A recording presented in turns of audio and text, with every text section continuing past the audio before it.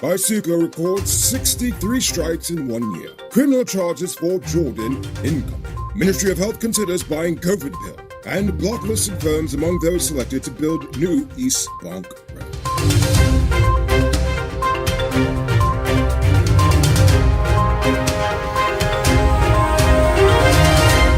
I am the Rico Bulford, and this is Uncut News. Here's the news happening. Send us a tip on WhatsApp at 592-659-6151. Guyana lost over $740 million in revenue this year as a direct result of 63 strike actions across the nation's sugar states. This also translates to some 20,000 man-days lost as a result of the strikes. October, which is said to be the most favorable month of the year for sugar production, was highlighted as the month with the most strikes. Over $378 million was lost in that month alone. This was worsened by the historic floods we had this year, which Guyana CEO Satyanarayana Singh described as the worst in 40 years on the sugar belt.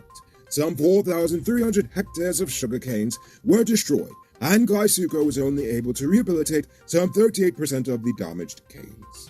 According to the Auditor General, the GDF spends an extraordinary amount of money on vehicle repairs annually. They cited one Toyota Hilux 8th generation pickup acquired in May 17, which had maintenance costs of $2.9 million and $2.6 million in 2020 and 2019 respectively, while two other vehicles cost some $4.9 million for repairs in 2020. Four others were repaired at costs between $1.5 million and $2 million, totaling some $6.7 million. While six other vehicles accounted for $7.3 million in repairs for that year.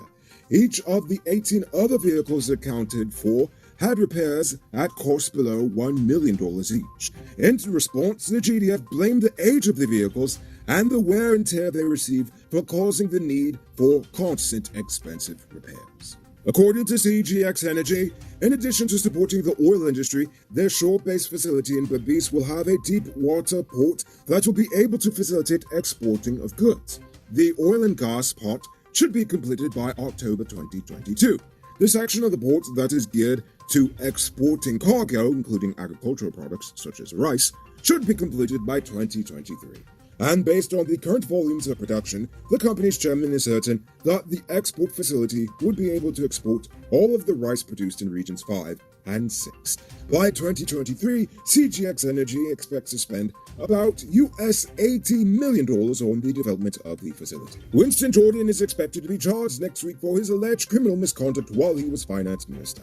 According to Soku, during the course of the investigation, Jordan told them through his lawyer that he was sick and received 5 days bed rest. After presenting himself to the police, he was then questioned and took an additional 15 days of bed rest. Then, when they went to his home on Wednesday, he supposedly wasn't there. Wow, but I'm pretty sure if he had a bag of weed on him, you all would have thrown him in jail months ago.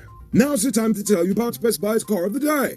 Currently on sale is this 2011 Subaru Forester XT. It comes with all-wheel drive, driving modes, Bluetooth, mug rims, new tires, TV, CD, stereo, reverse camera, rear spoiler, and much, much more.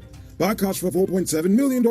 All pay down as low as $940,000 down with around $106,500 monthly for 4 years, and it's yours. Call or WhatsApp 662-0844 for more info. Or visit the showrooms at Lot 171 Peterborough Street, Queenstown, or Lot 2 Lamar Street, and tell them the Rico sent you for this sweet deal. Yesterday, the Ministry of Labour facilitated agreements between GAWU and 3 government agencies, the Berbice Bridge Company, the Demerara Hop Bridge Corporation, and the Ghana Gold Board.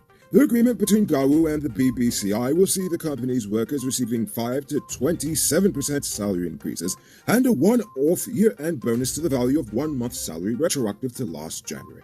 Meanwhile, GAWU was able to make the Demerara Bridge Management give their workers a 7% pay hike, retroactive to December 31st of last year, along with a $25,000 one-off year-end bonus and a 10% increase on their meal allowances. Lastly, GAWU and the Guyana Gold Board agreed to negotiate over their increases. GAWU is seriously the only union that seems to actually get stuff done in this country for its workers. They cost Guyana millions of dollars and still ended up getting a salary raise and a bonus.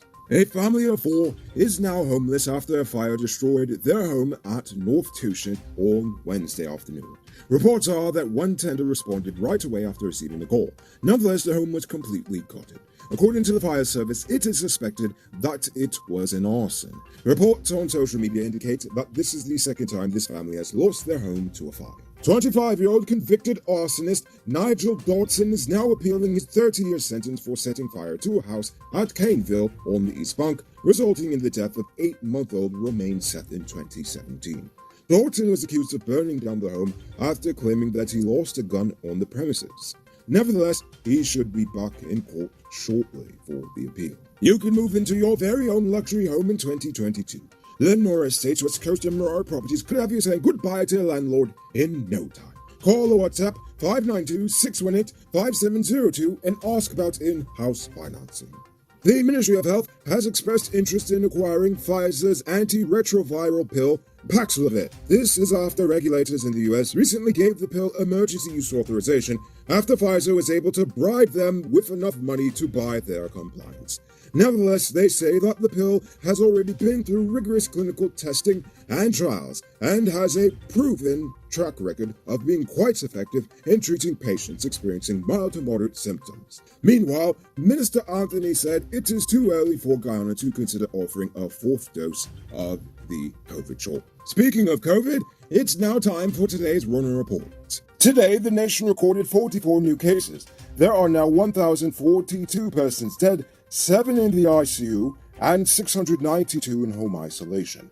And the total number of confirmed cases around the nation now stands at 39,042. So, please people, wash your hands frequently. Avoid touching your nose and mouth and mask up before you leave the house. When you do leave home, try to avoid enclosed spaces and large crowds. And remember to give 6 feet of space between you and others. Now, as for the vaccines, unfortunately, they haven't given us any numbers because I guess they were taking Christmas off early. So, oh well. Are you still using a Mongo Pelter by choice, or you simply can't afford a new cell phone? Good news for you. Digicel is slashing prices in half on the Samsung A3. The TL3 Pro and Pro Plus is Christmas. Upgrade to a brand new smartphone for just $9,750 at any Cellular Plus Digicel store. This offer includes a free 1-month Prime Bundle data plan. Pro tip, smartphones make good presents. And now for our stupid news of the day. You know what I think is stupid? This government continues to do business with internationally blacklisted companies. This week, the Ministry of Housing selected 12 contractors to build the $13.3 billion Eccles to Diamonds 4-lane highway. The project was separated into 12 different parts in order to allow both local and international firms to get in on the action. Fair enough, actually a good idea. But the problem is, 2 of these firms have been sanctioned by the IDB and the World Bank. Local firm V. Dalip Enterprise was debarred on the grounds of fraud and collusion committed in Guyana.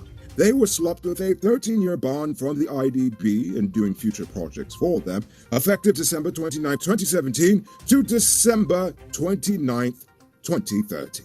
The second is the Chinese state-owned firm China Railway First Group Company Limited. In September 2019, the World Bank banned them for 2 years in connection with fraudulent practices under the Darsu Hydro Stage 1 project in Pakistan. I could go on and on about all the corruption, but you already know how I feel, so I'll just leave it at this. If this government is serious about fighting corruption, then doing business with corrupt companies is pretty stupid. Moving on to our Uncut News Views Poll question of the day. Every day we pose a question about current events in Guyana, the region, the diaspora, and how you feel it lists us. So you give your responses in the comments, and we'll read the best ones in the following episode. Yesterday's question was, what do you feel is the best program the government has pushed forward so far? Lakshmi Lakshman said, watching from Toronto, Canada, the government is doing well so far, but they have to look into matters before giving an answer. Next is Richie K. He said the $3,000 spent on Christmas lights to decorate the main street in Georgetown. Really, out of all the things, that one? Oh my. Well, King Tut said, the best policy? Wow, I guess it wasn't announced yet. Oh my. So, before we get to tonight's question, you there, Mr. Truckman, get all your high-quality truck parts at 5 to 15% off during the Christmas season. Nice up your truck and get it ready for work in 2022. Visit Powered Automotive Truck Spares and Engine Parts at 1161 EE Eccles. They are the biggest truck parts store in Guyana with a wide variety of parts and exceptional customer service. Call or WhatsApp 697-0171. So for tonight's question, I want to know, where are you from, and how are you spending your Christmas? I hope it's in the most Guyanese way possible. So, think about that question and tell us in the comments below. If your response is good enough, we just might feature it in our next episode. Anyway, that's all the time we have for tonight. Check us out on Monday for another. Until then, I'm Rico Bulford saying Merry Christmas and have a great weekend. And as always, don't drink and drive, or you'll end up on Monday's episode the hard way. Ha-ha! Good night, folks. Hey, Uncut News viewers, thanks for watching. You can subscribe by clicking on this button over here, or click over there for more news. You can also drop a comment to let me know if you've made it to the end of the video. Goodbye for now.